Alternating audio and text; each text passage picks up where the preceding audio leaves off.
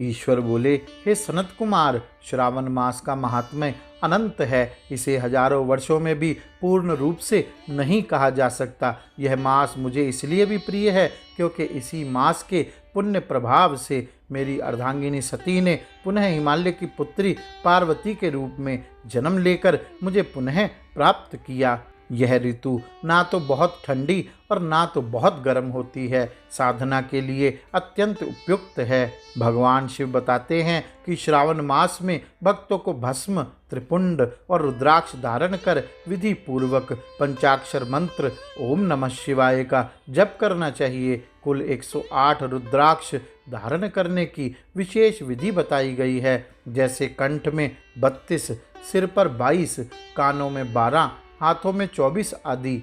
इस मास में शिव जी की आराधना करने वाला भक्त स्वयं शिव स्वरूप हो जाता है। श्रावण कृष्ण पक्ष की अष्टमी को भगवान श्री कृष्ण का जन्म हुआ था, अतः यह तिथि विष्णु और शिव दोनों की ही विशेष उपासना की तिथि है। सनत कुमार ने कहा कि यह सब सुनकर वे अत्यंत आनंद में निमग्न हो गए और अब शिव से निवेदन करते हैं कि वे सभी व्रतों और क्रियाओं को कर्मबद्ध रूप में बताएं, जिससे वह उन्हें विधि पूर्वक स्मरण और पालन कर सके। इसके उत्तर में शिवजी श्रावण मास की विस्तृत अनुक्रमणिका बताते हैं। शौनक सूद संवाद व्रतों की विधियां जैसे नक्त व्रत, रुद्राभिषेक, पंचामृत स्नान, मौन व्रत, लक्ष्य पूजन, सोम व्रत, कोटिलिंग पूजन, सर्प बलि, हयग्रीव जन्मोत्सव, रक्षाबंधन, कृष्ण जन्माष्टमी, पोला व्रत,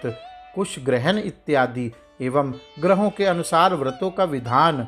अंत में शिवजी कहते हैं, श्रावण मास में जो कोई भी मेरे कहे गए व्रतों में से किसी एक को भी श्रद्धा से करता है वह मुझे अत्यंत प्रिय है और वह सभी व्रतों का फल प्राप्त करता है।